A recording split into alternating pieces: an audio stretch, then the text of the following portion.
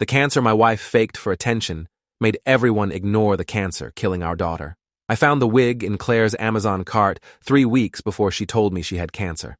She'd left her laptop open on the kitchen counter while she showered, and I'd glanced at the screen looking for the recipe she'd mentioned wanting to try. Instead, I saw a shopping cart with 4 different wigs, all in her natural auburn color, all labeled chemotherapy and cancer patient. My stomach dropped. I clicked through her recent orders. She'd already purchased 2 scarves specifically marketed for hair loss, a book called Fighting Cancer with Grace, and something called a mastectomy pillow. I stood there staring at the screen trying to make sense of what I was seeing. Claire was 34, healthy, had just run a half marathon 2 months ago. We'd been married for 9 years. We had a 7-year-old daughter named Sophie. If Claire had cancer, if she'd been diagnosed with something terrible, she would have told me immediately. We told each other everything.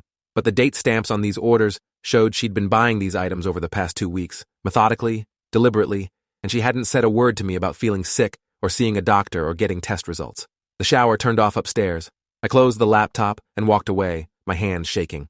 That night at dinner, Claire was cheerful and normal, asking Sophie about her day at school, laughing at a story about her friend's pet hamster escaping during show and tell. I watched my wife carefully, looking for signs of illness, signs of distress, signs of anything that would explain those purchases. She ate her entire plate of pasta. She drank 2 glasses of wine. She looked healthy and vibrant and completely fine. After we put Sophie to bed, I asked Claire if everything was okay, if there was anything she wanted to tell me. She looked confused, asked what I meant, and when I pressed, she said everything was great. She felt wonderful. Why was I being weird? I didn't mention the laptop. I told myself maybe I'd misunderstood. Maybe the items were for a friend going through treatment. Maybe there was some logical explanation I wasn't seeing. But I couldn't shake the cold feeling in my gut that something was very wrong. 2 days later, Claire sat me down after Sophie went to school and told me she had stage 3 breast cancer. She cried while she told me, her hands shaking as she explained that she'd found a lump 3 months ago, had been getting tests done quietly because she didn't want to worry me until she knew for sure, and now the doctors had confirmed it was aggressive and she'd need to start chemotherapy immediately. I held her while she sobbed, my mind racing. 3 months ago, she'd been getting tests done without telling me? I thought about our joint bank account, the statements I reviewed every month. There had been no medical bills, no unusual charges, no evidence of Dr. I. visits or tests or anything that would indicate she'd been dealing with a cancer diagnosis. I asked which hospital she'd been going to, which oncologist she was seeing. Claire said she'd been going to Northwestern, that her oncologist was Dr. Patricia Reeves, that everything had happened so fast she was still processing it herself. I pulled out my phone right there and looked up Dr. Patricia Reeves at Northwestern. The doctor existed. She was a real oncologist. That made me feel slightly better, like maybe I was being paranoid, like maybe Claire had just been protecting me from worry until she had all the information. But something still felt off. That night, after Claire went to bed early claiming exhaustion from the emotional toll, I went through our insurance statements online. There were no claims from Northwestern, no claims from any hospital, no diagnostic imaging, no lab work, no consultations with oncologists, nothing. Our insurance portal showed our last medical activity was Sophie's well-child visit 2 months ago. I sat in my office with the lights off, staring at the computer screen, trying to rationalize what I was seeing. Maybe Claire had paid out of pocket? Maybe she was using a different insurance? But we only had one insurance plan through my job at the architecture firm. There was no other coverage. I opened our credit card statements. Again, nothing. No medical charges, no hospital payments, no parking fees at Northwestern, no co-pays, no prescriptions. The paper trail that should have existed for someone dealing with a cancer diagnosis simply wasn't there. I thought about confronting Claire, demanding to see her medical records, asking her to prove what she was telling me. But what if I was wrong? What if there was some explanation I wasn't considering, and I accused my wife of lying about having cancer? That would destroy our marriage. That would destroy her trust in me. So I told myself to wait, to watch, to gather more information before making any accusations. The next morning, Claire announced on Facebook that she'd been diagnosed with breast cancer and was starting her fight. The post was long and emotional, talking about her fear and her determination and how she was going to beat this for Sophie, for me, for everyone who loved her. Within an hour, she had over 200 comments offering support, prayers, and encouragement. Her phone didn't stop buzzing all day, friends calling, texting, messaging. Her mother drove up from Indianapolis immediately, arriving that afternoon in tears, hugging Claire for what felt like an hour. Claire's sister Meredith flew in from Seattle the next day, our house filled with flowers and cards and food that neighbors dropped off. Everyone rallied around Claire, and I watched her soak up the attention like she'd been starving for it. She cried with visitors, accepted their sympathy with grace, talked about her treatment plan with convincing medical detail. She mentioned starting chemotherapy the following week, said she'd have sessions every other Friday, said she expected to lose her hair within a month. I listened to her talk and wondered if I was losing my mind. Maybe the insurance claims were delayed. Maybe there was a processing issue. Maybe I'd missed something in the statements. I wanted to believe her so badly that I convinced myself I was the one seeing things wrong, not that my wife was lying about having cancer. On Friday, Claire said she needed to go to her first chemotherapy appointment. She'd asked her mother to come with her, said she wanted me to stay home with Sophie to keep things normal. I offered to come anyway, said I wanted to be there for her first treatment, but Claire insisted. She said it would be too hard emotionally with both of us there, that she needed her mom for this. They left at 8 in the morning. Claire's mother, Linda, hugged me before they left, tears in her eyes, thanking me for being so strong for Claire. I felt sick. They came back 6 hours later. Claire looked exhausted, pale, her eyes red like she'd been crying. She went straight to bed, and Linda told me the treatment had been brutal, that Claire had gotten sick in the car on the way home, that the nurses said the first session was always the hardest. Linda stayed for dinner, helping me cook, and talking in quiet, sad tones about how unfair this was, how Claire was so young, how Sophie was so little to have to see her mother go through this. After Linda left, I went upstairs to check on Claire. She was sleeping, curled up on her side, looking small and vulnerable. I stood in the doorway watching her, torn between overwhelming love and creeping suspicion. I wanted to wake her up and demand the truth. I wanted to believe everything she was telling me. I wanted this nightmare to make sense. The next morning, I called Northwestern Hospital and asked to speak to Dr. Patricia Reeves's office. The receptionist confirmed that Dr. Reeves was an oncologist there and asked if I wanted to schedule an appointment. I said I was calling to confirm my wife's appointment from yesterday, that I wanted to make sure I had the next session scheduled correctly. The receptionist asked for Claire's name and date of birth. I provided both. After a long pause, she told me there was no patient by that name in their system. I hung up without responding. My hands were shaking so badly I dropped the phone. I sat on the edge of our bed, trying to process what I'd just learned. Claire wasn't a patient at Northwestern. She'd never been to Dr. Reeves' office. Yesterday's chemotherapy appointment never happened. My wife had spent 6 hours somewhere else, doing something else, and then come home pretending she'd just had cancer treatment. I felt like I was drowning, like the floor had disappeared beneath me, and I was falling through space with nothing to grab onto. The woman I'd loved for 9 years, the mother of my child, was lying about having cancer. Not exaggerating, not being dramatic, lying completely, fabricating an entire diagnosis and treatment plan. I needed to understand why. I needed to know what was happening. I went through Claire's phone while she was in the shower. I knew her passcode. We'd always had complete transparency in our marriage, or at least I thought we had. Her text messages showed conversations with friends and family, all centered on her cancer diagnosis. She'd created a group chat called Claire's Army, with about 20 people, where she sent updates about her treatment and everyone responded with love and support. She'd been texting with Meredith about flying back for the next chemo session. She'd messaged her best friend about feeling scared and grateful for the support. The messages seemed genuine. If I hadn't known she was lying, I would have believed every word. I checked her photos. There were dozens of screenshots from cancer support websites, articles about chemotherapy side effects, images of inspirational quotes about fighting cancer. She'd been researching, studying, learning how to make her lie convincing. I found a Notes app document titled Treatment Schedule with detailed fake appointments listed for the next 6 months. She'd planned this meticulously. This wasn't an impulsive lie that had spiraled out of control. This was calculated, premeditated deception. I heard the shower turn off and put her phone back exactly where I'd found it. Claire came out wrapped in a towel, smiling at me, asking what I wanted for breakfast. I looked at my wife and felt like I was seeing a stranger. That afternoon, I made an appointment with a therapist. I needed to talk to someone, needed professional guidance on what to do with this information. The earliest appointment wasn't for another week. In the meantime, I had to pretend everything was normal while living with someone I no longer trusted. Claire's Facebook posts about her cancer journey started getting significant attention.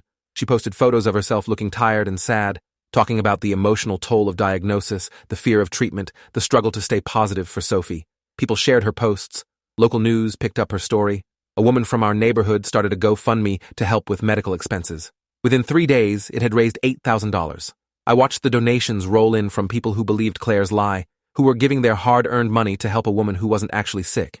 I should have shut it down immediately, should have told everyone the truth, but I still didn't have absolute proof. Just missing insurance claims and a phone call to a hospital. Maybe I was wrong. Maybe there was an explanation. Maybe Claire was getting treatment somewhere else under a different name for privacy reasons. Maybe I was the crazy one. The therapist appointment finally arrived. I sat in Dr. Monica Ashford's office and told her everything. The wigs in the Amazon cart, the missing insurance claims, the hospital that had no record of Claire being a patient, the GoFundMe raising thousands of dollars. Dr. Ashford listened without interrupting, taking notes occasionally, her expression neutral and professional. When I finished, she was quiet for a long moment before asking what I thought was really happening. I told her I thought my wife was faking cancer for attention. The words sounded insane coming out of my mouth. Dr. Ashford asked if Claire had a history of attention-seeking behavior, exaggeration, or fabricating stories. I thought about our marriage, trying to remember patterns I might have missed. Claire had always been somewhat dramatic, needing validation and reassurance more than seemed typical. She'd get upset if I didn't respond enthusiastically enough to her accomplishments. She'd been angry when her sister's engagement announcement got more attention than her promotion at work. She'd complained that her friends didn't appreciate her enough, didn't make her feel special. At the time, I chalked it up to normal insecurities. Now I wondered if I'd been missing signs of something deeper. Dr. Ashford explained that what I was describing sounded like possible factitious disorder, Munchausen syndrome, where people fake or induce illness to get attention and sympathy. She said it was rare but real, and it often escalated over time. She strongly advised me to gather concrete proof before confronting Clare, because people with factitious disorder often became defensive and doubled down on their lies when challenged. She also told me I needed to think about Sophie, about what this environment was doing to our daughter, about what would happen if this continued. I left the appointment feeling validated and terrified. My instincts had been right. Clare was sick, just not with cancer. She had a psychological disorder that was causing her to lie about a terminal illness. I needed to protect Sophie from this. Needed to stop the GoFundMe before more people got scammed. Needed to find a way to get Clare help. The next chemotherapy day arrived. Clare went through the same routine, leaving early with Linda, coming home exhausted hours later, going straight to bed. This time, I followed them. I took a sick day from work, told Clare I had meetings all day, and instead sat in my car down the street watching our house. When Clare and Linda drove away at 8, I followed at a distance. They didn't go toward Northwestern. They drove to a mall on the north side of the city, parked, and went inside. I parked several rows away and followed on foot. They went to Nordstrom. For the next 3 hours, Clare and her mother shopped. They tried on clothes, got coffee at the Starbucks inside, browsed the shoe department. Linda bought Clare a new purse, saying something I couldn't hear but could read from her body language, something about treating herself during this difficult time. Around 11:30, they left the mall and drove to a spa.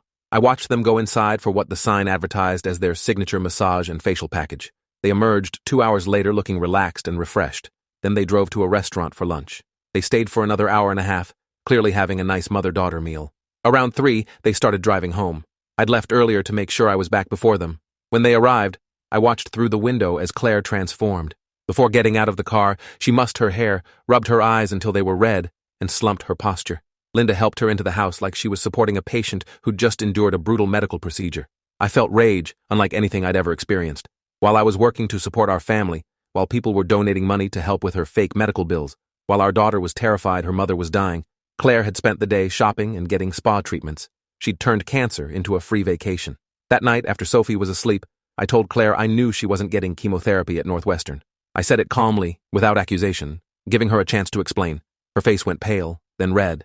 Then she started crying, and asking how I could accuse her of lying about cancer, asking if I had any idea how much my lack of support was hurting her, asking if I wanted her to die before I'd believe she was sick. She was good. She was convincing.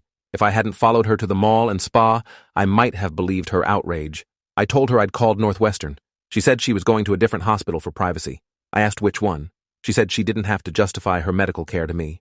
I told her about following her today, about watching her shop and get spa treatments during her supposed chemotherapy appointment. Clare's face changed. The tears stopped. Her expression went cold and calculating. You followed me? You spied on your sick wife instead of trusting her? What kind of husband does that? She was deflecting, turning this into an attack on my character instead of addressing what she'd done. I stayed calm and asked her directly, "Do you have cancer?" She stared at me for a long moment, and I saw her weighing her options. She could confess or double down. She doubled down. "Yes, I have cancer. And the fact that you don't believe me, that you're making this about you, shows me exactly where your priorities are. I can't do this right now. I can't fight cancer and fight you." She went to the guest room and locked the door. I stood in our bedroom, realizing my wife was going to lie about this until she couldn't anymore, and I had no idea how to stop her without destroying our family. The next morning, Clare posted on Facebook about the extra burden of having a spouse who questioned her diagnosis, who added to her stress instead of supporting her. She didn't name me, but everyone knew. Within an hour, I had angry messages from her friends and family calling me heartless, calling me cruel, telling me I should be ashamed for doubting my sick wife. My own mother called, crying, asking me how I could be so cold to Clare during the hardest time of her life. No one believed me. Or more accurately, no one wanted to believe that someone would lie about having cancer, so they chose to believe I was the villain instead. I called Dr. Ashford for an emergency session. She told me I needed to document everything, gather medical records through legal means if necessary, and potentially consult with a lawyer about protecting Sophie and myself from Clare's deception. She said situations like this rarely resolved without intervention, and the longer it continued, the more damage it would cause. She also warned me that confronting Clare publicly might backfire, that people were more likely to support the cancer patient than believe she was lying without overwhelming proof. I needed concrete evidence. medical records, or the lack thereof. I filed a request with our insurance company for a complete history of Claire's medical claims. It would take 2 weeks to process. In the meantime, Claire's performance continued. She started wearing the wigs she'd bought, claiming her hair was falling out from the chemo. She posted photos of herself looking brave and beautiful in her cancer wig and received thousands of likes and comments. The GoFundMe was now over $15,000. A local church featured her story in their bulletin and took up a special collection. Our neighbors organized a meal train. Claire's co-workers did a fundraiser walk. My wife had become a local inspiration, a symbol of courage and grace in the face of terminal illness, and it was all built on lies. I felt helpless and furious and trapped. Then Sophie started having nightmares. She'd wake up crying, saying she was scared Mommy was going to die. Claire would comfort her, hold her, promise she was fighting hard and wasn't going to leave her. Watching Claire use our daughter's genuine fear to feed her own need for attention made me physically sick. I started documenting everything in a journal. Dates, times, Claire's claimed appointments versus where she actually was, the money being raised, the lies being told. Dr. Ashford was right. I needed a paper trail. 2 weeks later, the insurance company sent me a comprehensive report. In the past 6 months, Claire had exactly 3 medical claims, an annual physical in January, a dentist appointment in March, and a prescription for birth control. No oncology visits, no diagnostic imaging, no lab work, no chemotherapy, no cancer. I had the proof. I made copies and took them to a lawyer. Her name was Victoria Cross, and she specialized in family law and fraud cases. She looked through my documentation and told me this was one of the most disturbing cases she'd seen. She said I needed to report the GoFundMe fraud immediately, that Claire could face criminal charges for soliciting money under false pretenses. She also said I needed to consider divorce and full custody of Sophie, that Claire's behavior indicated serious mental health issues that made her unsuitable as a primary caregiver. Victoria drafted a formal letter demanding Claire cease all fundraising immediately and return all donated money. She prepared divorce papers citing fraud and emotional abuse. She also reported the GoFundMe to the platform's fraud department with copies of the insurance records. Everything happened fast after that. GoFundMe froze Claire's account and launched an investigation. They contacted several major donors to inform them of potential fraud. Those donors contacted other people. Within 2 days, word spread through our community that Claire might be faking her cancer. The backlash was immediate and brutal. People who'd supported Claire felt betrayed and angry. Her Facebook posts were flooded with comments demanding proof of her diagnosis. Someone created a website called Claire's Lies, documenting all the inconsistencies in her story. Local news that had featured her inspirational story now ran pieces about the fraud investigation. Claire's response was to claim she was being attacked by internet trolls and doubters, that she was too sick to deal with this harassment, that her medical records were private, and she didn't owe anyone proof. But the pressure kept building. The church that had raised money demanded receipts for medical expenses or a refund. Her employer put her on administrative leave pending investigation. Friends stopped calling. Family members started asking hard questions. Claire's mother, Linda, called me, crying, asking if what people were saying was true. I told her everything.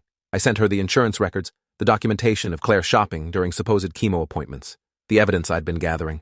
Linda was silent for a long time after I finished. Then she said quietly, I should have known. She did something similar in high school. Claimed she had mono for 3 months to get out of school and get attention. We took her to doctors who said she was fine, but she kept insisting. Eventually, she just stopped talking about it and went back to school. I thought it was teenage drama. I never imagined she'd do something like this as an adult, with cancer. That conversation broke something in Linda. She confronted Claire the next day, demanding medical records, demanding truth. Claire screamed at her mother, called her a traitor, said everyone had abandoned her when she needed them most. Linda left our house in tears and didn't come back. 2 days later, Claire received a letter from the state attorney general's office informing her that she was under investigation for wire fraud related to the GoFundMe campaign. The letter stated that if she didn't return all donated funds within 30 days and provide proof of actual medical expenses, criminal charges would be filed. Claire showed me the letter, her hands shaking, her face pale. This is your fault. You did this. You destroyed my life because you couldn't just support me. I looked at my wife and felt nothing but exhaustion. You destroyed your own life by lying about having cancer and scamming people out of thousands of dollars. I tried to help you. I tried to get you to tell the truth. You chose this. She slapped me, hard enough that my head snapped to the side. Then she started screaming that I'd ruined everything, that I'd turned everyone against her, that she'd never forgive me. Sophie heard the screaming and came downstairs crying. Claire tried to comfort her, but Sophie pulled away, asking in a small, scared voice, Mommy, do you really have cancer? Claire looked at our 7-year-old daughter and said, Yes, baby. Mommy is very sick. Daddy and some mean people are trying to say I'm lying, but I'm not. I promise I'm not. Sophie looked at me, then at Claire, confusion and fear written all over her face. I knelt down to her level. Sophie, honey, go upstairs to your room for a few minutes. Daddy needs to talk to Mommy alone. After Sophie left, I told Claire she had 2 choices. check herself into a psychiatric facility and get help for factitious disorder, or I would file for divorce and full custody tomorrow morning. She chose anger. You can't take Sophie from me. I'm her mother. No judge would give you full custody. I pulled out my phone and played a recording I'd made of our previous conversation, where Claire admitted she'd been lying about the appointments, but claimed it was because the real treatments were at a different hospital. Victoria had advised me to document everything. Claire's face went white as she listened to her own voice contradicting the story she'd told others. That's illegal, she whispered. Recording someone without their consent. I shook my head. Illinois is a one-party consent state. I can record conversations I'm part of. And I have hours of recordings, Claire. Hours of you contradicting yourself, changing your story, admitting pieces of the truth before backing away. I have the insurance records showing no cancer treatment. I have video of you shopping during your supposed chemo appointments. I have testimony from the hospital that you're not a patient. I have everything I need to prove you've been lying, and I will use all of it to protect Sophie from growing up thinking this behavior is normal. Claire sat down heavily, her face in her hands.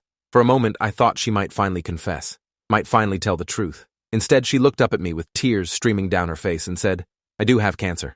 I'm just getting treatment somewhere else for privacy. And if you try to take Sophie, I'll tell everyone you abused me. I'll tell them you hit me, that I've been afraid of you for years. Who do you think they'll believe? The threat hung in the air between us.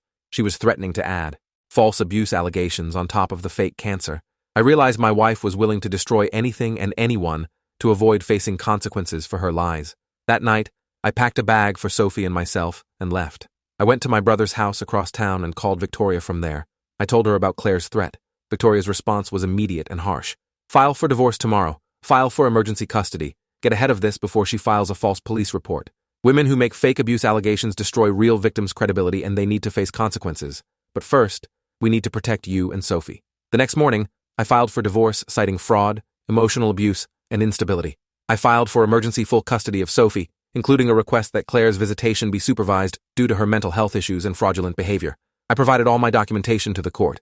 The judge granted a temporary custody order, giving me primary physical custody, while the case proceeded, with Claire getting supervised visitation twice a week. When the sheriff served Claire with the divorce papers, she called me screaming, You took my daughter! You turned everyone against me! You destroyed my life! I stayed calm. You did this to yourself, Claire. Every choice was yours. You chose to lie. You chose to fake cancer. You chose to scam people out of money. You chose to threaten me with false abuse allegations. These are consequences of your choices. She hung up. An hour later, she posted on Facebook that she was devastated her husband had abandoned her during her cancer battle, that he'd taken Sophie away from her during the hardest time of her life, that she was heartbroken and alone. Most people had figured out by this point that she'd been lying, but a few supporters remained, sending her messages of love and encouragement. Those messages fed her just enough to keep the delusion alive. The divorce proceedings were brutal. Claire fought everything.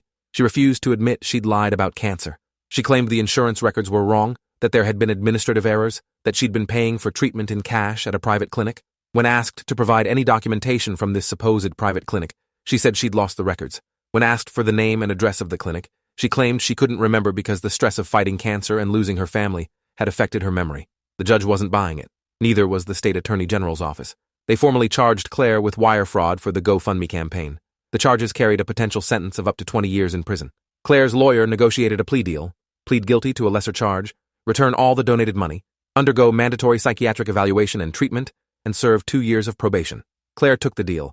The psychiatric evaluation diagnosed her with factitious disorder and narcissistic personality disorder. The report stated that Claire had an overwhelming need for attention and validation, that she'd created the fake cancer diagnosis to make herself the center of attention and receive sympathy and support she felt she wasn't getting otherwise. The report recommended long-term therapy and warned that without treatment, Claire would likely repeat this pattern in the future. The divorce was finalized 6 months after I filed. I got full custody of Sophie with Claire getting supervised visitation 1 afternoon per week. Claire was ordered to continue psychiatric treatment as a condition of maintaining any visitation rights. The judge's final comments in court were scathing. She told Claire that faking cancer wasn't just a lie. It was a betrayal of every person actually fighting the disease, a mockery of real suffering, and a theft of resources that could have gone to people who genuinely needed help.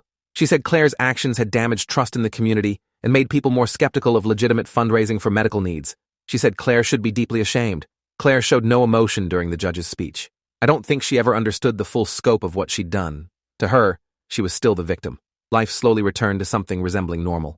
Sophie started therapy to process everything she'd witnessed. I focused on my job and being a good father. Claire faded into the background of our lives, a supervised visit once a week where she played with Sophie under a social worker's watch, then disappeared back to her own world. Then Sophie got sick. It started with fatigue. She'd come home from school exhausted, falling asleep during homework. I figured she was growing, maybe fighting off a cold, but it didn't get better. She started bruising easily, developing purple marks on her legs and arms from barely bumping into things. She complained that her legs hurt. When she developed a fever that wouldn't break after 3 days, I took her to our pediatrician. Dr. Raymond examined Sophie, asked questions about her symptoms, and ordered blood work. He said it was probably just a virus, but he wanted to be thorough. The blood work came back abnormal. Dr. Raymond called me at work, his voice serious. Sophie's white blood cell count is very elevated, and her other counts are off. I'm referring you to a pediatric hematologist. They'll want to see her this week. My stomach dropped. Elevated white blood cells could mean a lot of things, but combined with her other symptoms, I knew what he was thinking, even if he didn't say it. The hematologist was Dr. Lisa Brennan at Children's Hospital. She examined Sophie, ordered more tests, and scheduled a bone marrow biopsy for the following week. I sat in the waiting room during the procedure, my leg bouncing with anxiety, my mind refusing to think the word I was terrified of. The results took 3 days. Dr. Brennan called me into her office alone, asking if I had someone who could watch Sophie for an hour so we could talk privately. That's when I knew. You don't ask to talk to a parent privately unless the news is devastating. I sat across from Dr. Brennan, my heart pounding, my hands gripping the arms of the chair so hard my knuckles were white. She spoke gently but directly. Sophie has acute lymphoblastic leukemia, It's a cancer of the blood and bone marrow. It's the most common childhood cancer, and the good news is it's also one of the most treatable. The survival rate with modern treatment is over 90%. Cancer. My 8-year-old daughter had cancer. Real cancer. The disease her mother had faked for attention. The irony was so brutal I almost laughed, but nothing was funny. Nothing about this was remotely funny. Dr. Brennan explained the treatment plan. Chemotherapy starting immediately, lasting 2 to 3 years, different phases with varying intensity, hospitalizations during the most aggressive phases, then maintenance therapy, regular monitoring, careful watching for infections because her immune system would be compromised. She said Sophie would lose her hair, would get sick from the treatments, would miss a lot of school, would need a central line placed for medication delivery. She handed me folders full of information, support resources, and financial assistance programs. I took everything mechanically, nodding along, not really processing. All I could think was that my daughter had cancer, and no one would believe me because my ex-wife had cried wolf. That fear proved justified almost immediately. When I called my mother to tell her about Sophie's diagnosis, there was a long pause before she said carefully, "Honey, are you sure? They're certain it's cancer?" The doubt in her voice was clear. She was wondering if I was doing what Claire had done, if this was some sick revenge or continued drama. I told her coldly to call Dr. Brennan herself if she didn't believe me, and hung up. I called my brother, Sophie's godfather, who I'd been living with during the initial separation from Claire. He believed me immediately, but said something that made my blood run cold. "You know people are going to be skeptical after everything with Claire. You'll need to prove this is real." I called Linda, Claire's mother, who'd maintained a relationship with Sophie despite everything that had happened with Claire. Linda started crying immediately, but I could hear the question underneath her tears. When she asked if she could come to the hospital to see Sophie, I heard the unspoken need to verify this was real with her own eyes. I posted on Facebook that Sophie had been diagnosed with leukemia and needed prayers and support. The response was not what I'd hoped. Half the comments were sympathetic. The other half were skeptical or outright accusatory. "Is this another scam like Claire's? Funny how cancer runs in that family suddenly. I'll pray for Sophie, but I need to see proof. This is real before donating anything." Someone commented that they'd contacted Children's Hospital to verify Sophie was actually a patient there, and the hospital wouldn't confirm or deny due to privacy laws, which made them more suspicious. People were treating my daughter's cancer diagnosis like it might be an elaborate hoax because her mother had poisoned the well with lies. I deleted the Facebook post and deactivated my account. I couldn't deal with the skepticism on top of everything else. Sophie started chemotherapy 3 days later. The first infusion took 6 hours. I sat beside her hospital bed watching poison drip into my daughter's body to kill the cancer growing in her blood. Sophie was scared, but trying to be brave, asking questions about whether the medicine would hurt, whether she'd feel different, whether her hair would fall out like the kids in the pamphlets. I answered as honestly as I could while trying not to cry in front of her. A social worker came by to discuss resources and support. She mentioned that Children's Hospital had financial assistance programs and support groups for families dealing with pediatric cancer. She started to mention fundraising options, then stopped herself, her face going slightly pink. "I'm sorry. I just realized, you're Claire's ex-husband, aren't you?" Word had spread even here. Even among the hospital staff who dealt with real pediatric cancer patients every day, my family was known not for our tragedy, but for Claire's lies. I confirmed I was. The social worker looked uncomfortable. "I apologize. I shouldn't have brought up fundraising. I know your situation is complicated given the history." I wanted to scream. My daughter had cancer, and the social worker was tiptoeing around offering help because people might think I was scamming them like my ex-wife had. This was Claire's legacy, destroying trust so thoroughly that even legitimate need was viewed with suspicion. Sophie's treatment required weekly chemotherapy infusions, daily oral medications, frequent blood tests, and monthly bone marrow aspirations to monitor her progress. I took family medical leave from work to be with her full-time. My employer was sympathetic, but made comments about hoping this one is real, that they probably thought were quiet enough I wouldn't hear. I heard. Everyone doubted. My insurance covered most of Sophie's medical expenses, but the co-pays and non-covered costs were adding up quickly. Within the first month, I'd spent over $4,000 out of pocket on medications, transportation to and from the hospital, and modifications to our home to keep Sophie's environment as germ-free as possible. I had savings, but at this rate they'd be gone within 6 months, and Sophie's treatment was projected to last 3 years. I needed help, but was terrified to ask for it. A friend from college suggested I start a GoFundMe explaining the situation clearly, providing medical documentation, being transparent, about Claire's fraud and how this was different. I tried. I created a campaign called Help Sophie Fight Leukemia and wrote a detailed explanation. My daughter had been diagnosed with all. Here were her medical records with identifying information redacted.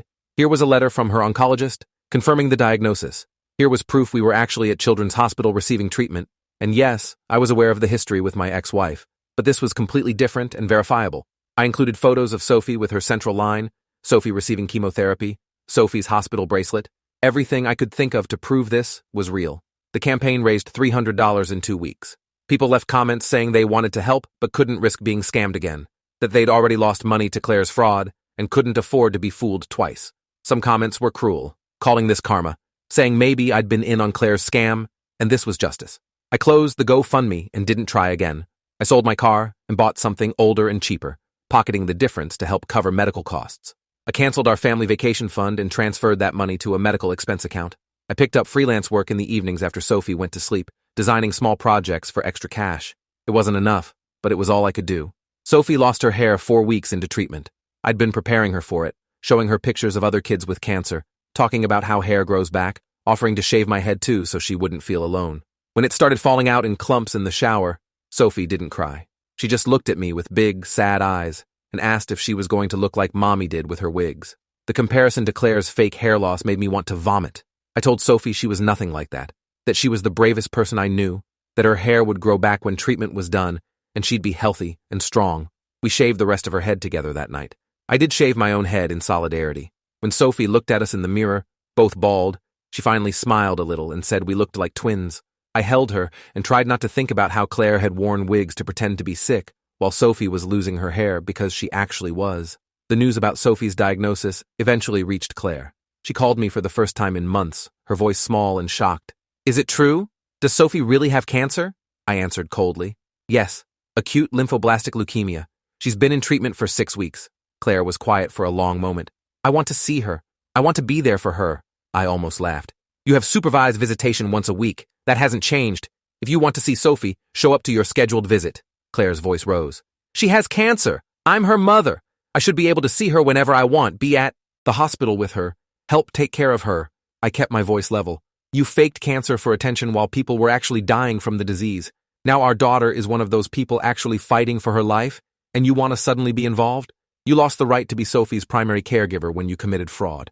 The custody arrangement stands. If you miss your supervised visits, you'll lose even those. Claire started crying. This is my fault. I know it is. I caused this somehow. I made her sick. The narcissism was stunning. Even my daughter's cancer had to somehow be about Claire, had to center her guilt and feelings. You didn't cause Sophie's cancer. Childhood leukemia isn't caused by stress or family drama. It's a random genetic mutation.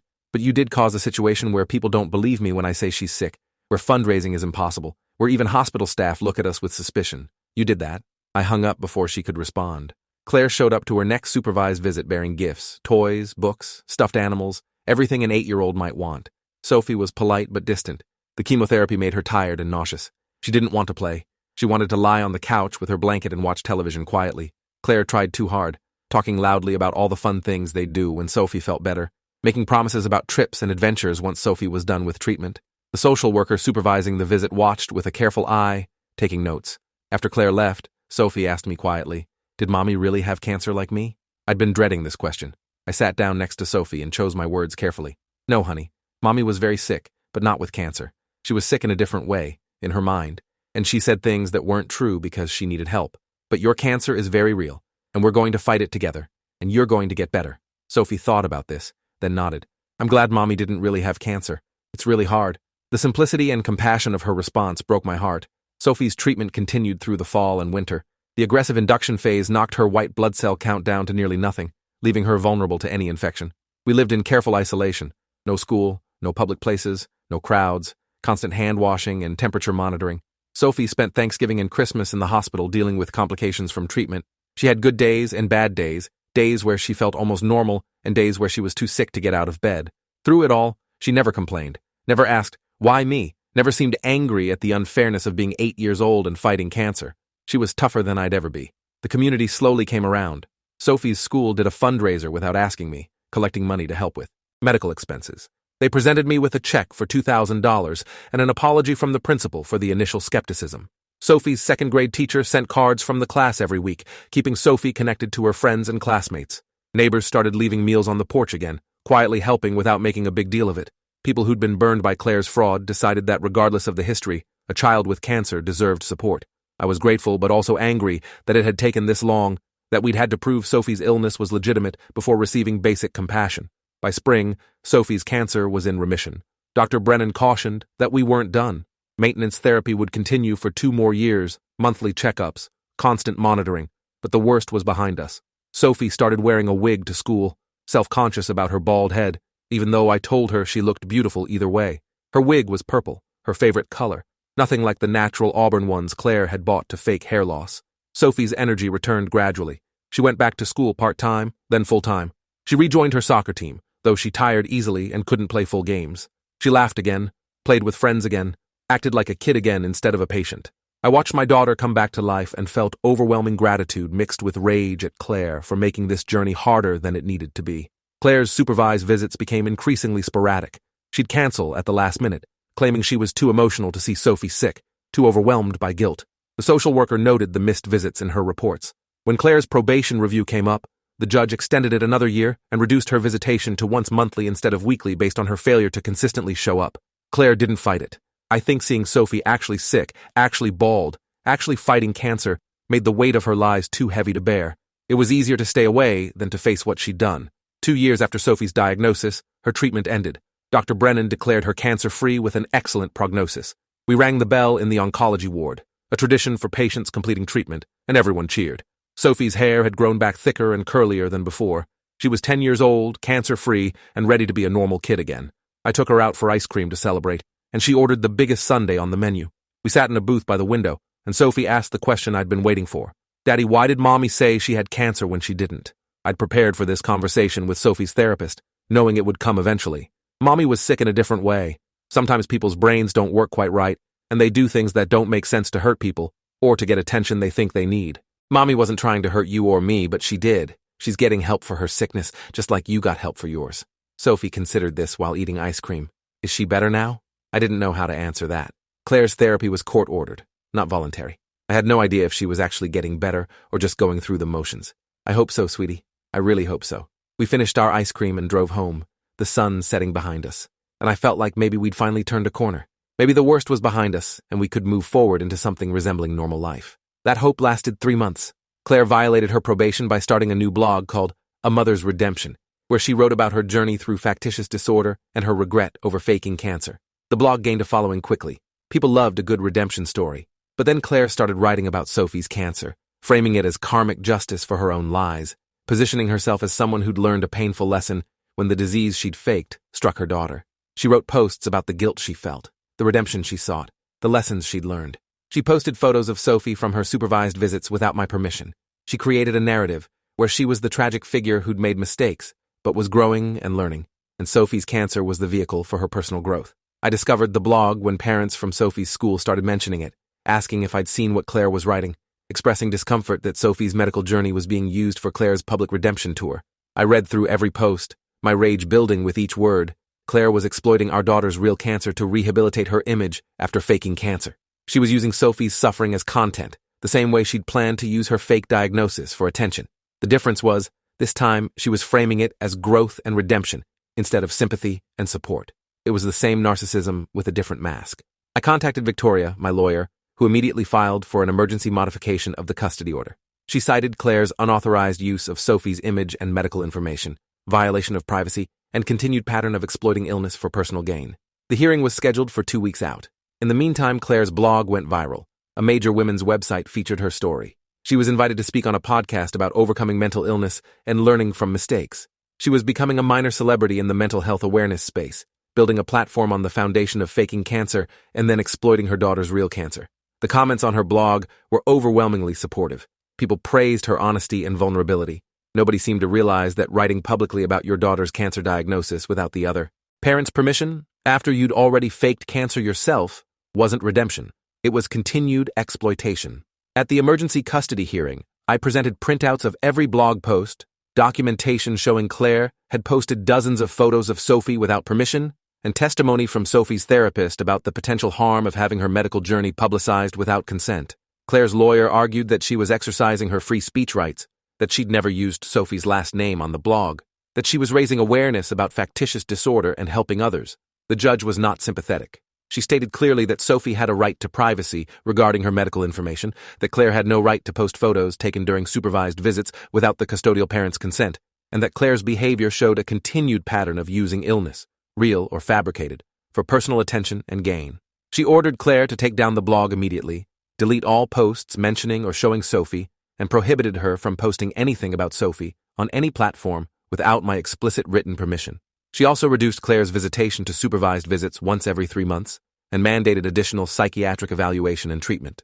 Clare stood up in court and started screaming that I was trying to erase her, silence her story, prevent her from healing and helping others. The judge threatened her with contempt and had security escort her from the courtroom. That was the last time I saw Clare in person. She stopped showing up for even the quarterly supervised visits. The social worker would wait with Sophie for an hour, but Clare never came. After 3 no-shows, the visitation was suspended entirely pending Clare's request to reinstate it. She never requested. Sophie asked about her mother occasionally, but seemed relieved more than sad that the visits had stopped. Years passed. Sophie turned 14, then 16, thriving in high school, playing varsity soccer, planning for college. Her cancer remained in remission. Every annual checkup brought relief and gratitude. She was healthy, happy, and grounded, despite everything she'd been through. I remarried. A wonderful woman named Joanna who worked as a teacher and loved Sophie like her own daughter. We built a stable, honest, loving family. Clare faded into memory, a chapter we'd closed. Then Sophie came home from school one day looking shaken, holding her phone. "Dad, I need to show you something." She pulled up a TikTok video. Clare's face filled the screen, older but recognizable. She was talking earnestly to the camera about her journey through factitious disorder, her daughter who'd survived cancer, her path to redemption and healing. The video had 3 million views. Comments poured in praising her bravery and honesty. Clare had found a new platform and was using it the same way she'd used everything else, to make herself the center of attention, using Sophie's story without permission, building a following on pain and illness. Sophie looked at me with tears in her eyes. "She's doing it again, isn't she? Using my cancer for attention?" I pulled my daughter into a hug. "Yes, sweetheart, she is." Sophie pulled back, wiping her eyes, her jaw set with determination. "Can we make her stop?" I looked at my 16-year-old daughter who'd survived cancer, who'd survived her mother's betrayal, who'd survived public skepticism and doubt, and I saw strength that humbled me. "Yes," I said, "we can make her stop." Victoria filed immediately for a permanent restraining order, prohibiting Clare from posting about Sophie in any form on any platform. Sophie, now old enough to testify, wrote a victim impact statement about the harm caused by her mother's public exploitation of her cancer journey. The hearing was scheduled for 3 weeks out. Clare's TikTok following grew to over 100,000 in that time. She posted daily videos about mental health recovery, about learning from mistakes, about the daughter she'd lost due to her own actions. Every video was carefully crafted to make Clare the sympathetic figure, the woman who'd made mistakes and paid for them, who was now trying to help others avoid her path. She never mentioned that she was posting about Sophie without permission, that she'd been court-ordered to stop this behavior before, that her redemption was built on continued exploitation. The hearing took place on a Friday afternoon in family court. Sophie testified first, reading her statement in a clear, strong voice. She explained that her cancer was her story, not her mother's, that she'd never given permission for her medical journey to be shared publicly, that every time Clare posted about her, it felt like a violation, like her trauma was being used for entertainment, that she wanted it to stop. The judge granted the permanent restraining order. Clare was prohibited from posting about Sophie on any platform, from using Sophie's story in any public way, from contacting Sophie directly or indirectly until Sophie turned 18 and could decide for herself whether to have a relationship with her mother. Clare's TikTok account was reported and eventually banned for violating the court order. Her attempt at building a platform on Sophie's cancer ended. 3 years later, Sophie graduated high school with honors, accepted a full scholarship to Northwestern University, and stood on our front porch on her 18th birthday with a letter her mother had sent. Claire had written to apologize, to explain, to ask for a chance at reconciliation now that Sophie was legally an adult. Sophie read the letter once, set it aside, and said, "I'm not ready yet. Maybe someday, but not yet." She went off to college healthy, strong, and free from the shadow of her mother's lies. Claire's fake cancer had tried to poison everything, but Sophie's real fight had shown what actual courage looked like. Years later, I stood at Sophie's college graduation watching my daughter accept her diploma, cancer-free for over a decade, thriving despite everything. The disease Claire faked couldn't touch the strength Sophie built fighting the real thing. That was justice enough. If you enjoyed this, you'll definitely want to see the next ones too. So subscribe now and let me know your take in the comments.